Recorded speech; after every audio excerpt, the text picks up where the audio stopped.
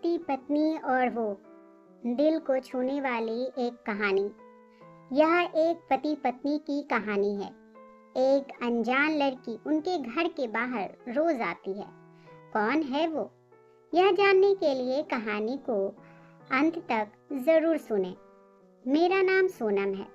मैंने और वीर ने 1 साल की डेटिंग के बाद शादी की है। शादी में हमारे कुछ खास दोस्त और पेरेंट्स ही आए थे।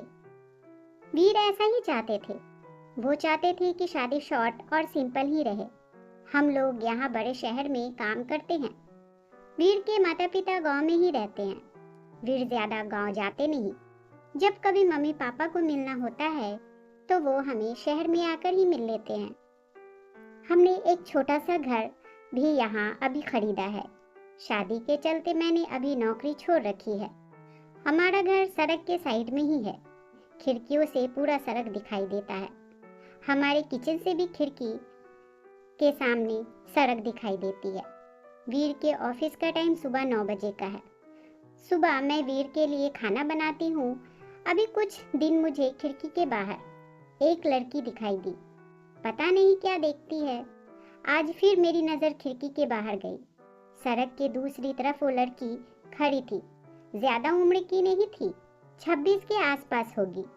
हमारे घर की तरफ आज फिर से देख रही थी। पहले दिन मैंने सोचा कि कोई होगी, लेकिन वो 3 से 4 दिन से लगातार आती मुझे दिखाई दे रही है। मेरे मन ने सोचा कि जाकर उससे बात करूं।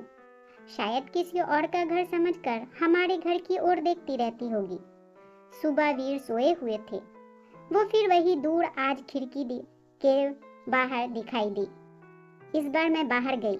मुझे अपनी ओर आता देख वो और घबरा गई। मैंने उसे पूछा, क्यों आपको?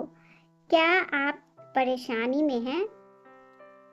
आप किसे ढूंढ रही हैं? वो घबराई हुई बोली, वीर यहीं रहता है?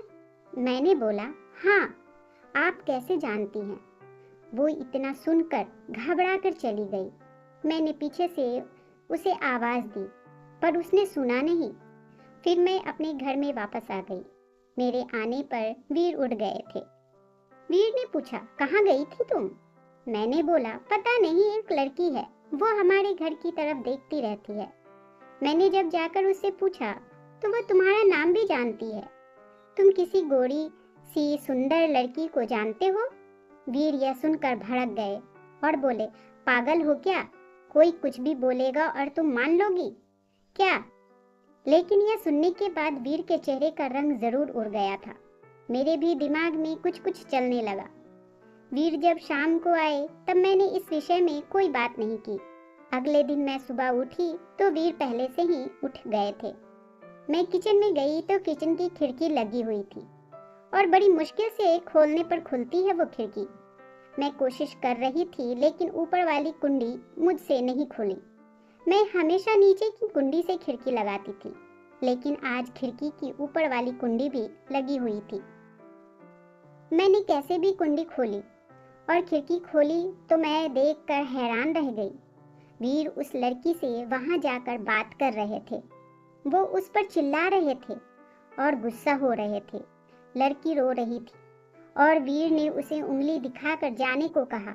यह सब देखकर मैंने खिड़की बंद कर दी, ताकि वीर को लगे नहीं कि मैंने उसे यह करते देखा है। वीर फिर घर में आ गए। मैंने ऐसे जताया जैसे कि मैंने कुछ देखा ही नहीं है। अब मुझे न जाने कैसे कैसे ख्याल आने लगे। वीर मुझसे क्या छिपा रहा है? मैंने वीर से शादी करके कोई गलती तो नहीं की? आखिर वो लड़की कौन है और वीर उस पे इतना गुस्सा क्यों कर रहे थे? वीर के जाने के बाद मैंने वीर के सारे दोस्तों को, जिन्हें मैं भी जानती थी, उन्हें फोन किया, लेकिन किसी को भी उस लड़की के बारे में नहीं पता था। मेरी समझ में कुछ नहीं आ रहा था कि क्या हो रहा है। वीर से पूछना चाहती थी, लेकिन मुझे पता था कि वो झूठ ही बोलेगा।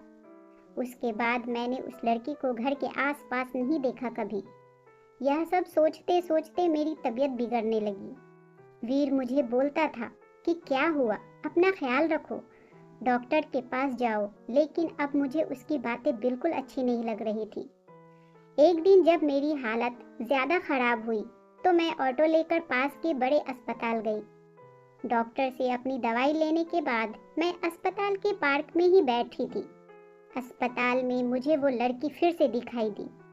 उसे देखते ही जैसे मेरी बीमारी पता नहीं कहाँ भाग गई। मैं उसके पास तेजी से चलकर गई और उसका हाथ पकड़ लिया और उसे बोला, तुमने मेरी जिंदगी में उथल पुथल मचा दिया है। बोल, उस दिन क्या बात कर रहा था वीर तुझसे? क्या रिश्ता है तेरा मेरे पति से? फिर उसने मुझे जो बताया सुनकर मुझे लगा कि मेरा पति ऐसा है। उसने इतनी बड़ी बात मुझसे छिपाई। शाम को वीर जब घर आए तब उस लड़की को अपने घर में देखकर चौंक गए। मैं भी उसके पास ही बैठी थी। वीर उसकी तरफ देखकर बोले कि अच्छा, तो तूने इसे सब बता दिया? मना किया था दूर रहने को, कहा था मेरी फैमिली से।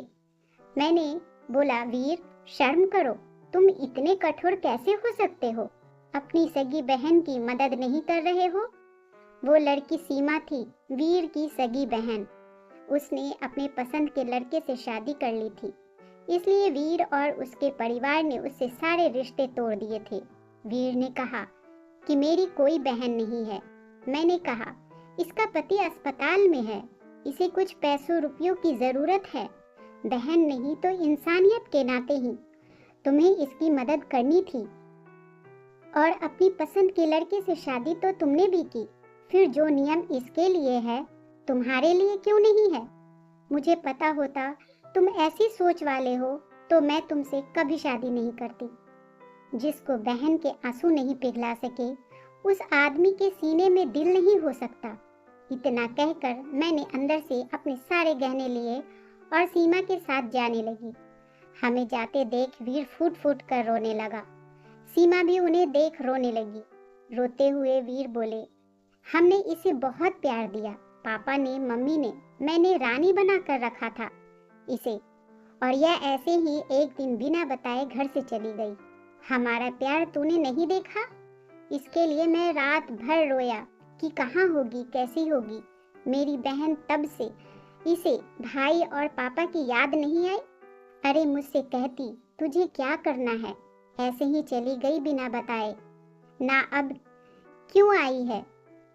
बहन भी बोली, भैया मुझे लगा आप लोग नहीं मानेंगे। उन दोनों भाई बहन को रोते देख मेरी आंखें भी भर आई, पर आंसू के साथ जैसे सारे गिले शिकवे खत्म हो गए। वो खुद अस्पताल गए, सीमा के साथ मम्मी पापा को भी बुलाया। दोनों ने बेटी को बड़े प्यार से गले लगाया। अब अस्पताल में सीमा के पति की हालत बहुत अच्छी है। डॉक्टर ने कहा कि जल्दी ही डिस्चार्ज मिल जाएगा। वीर की आंखों में मुझे एक अलग सुकून अब देखने को मिल रहा था। वीर ने सीमा को कहा, अब कुछ करेगी तो माफ नहीं करूंगा, आइंदा हमेशा हमेशा मेरी प्यारी बहन बन के रहना। जो भी हो मुझे सब कुछ बताना। दोस्तों, जिंदगी बहुत छोटी है। आपके अहंकार में इतना सुकून नहीं है जितना कि माफ कर देने में है। एक बार करके माफ देखिए, जिंदगी आपकी बदल जाएगी। दोस्तों, आपको ये कहानी कैसी लगी हमें कमेंट में ज़रूर बताएं। प्लीज़ चैनल को लाइक, शेयर और सब्सक्राइब ज़रूर कर दें। एक नई कहानी के साथ मैं आपसे फिर मिलूंगी। इस कहानी को सुनने के लिए आपका बहुत बहुत धन्यवाद।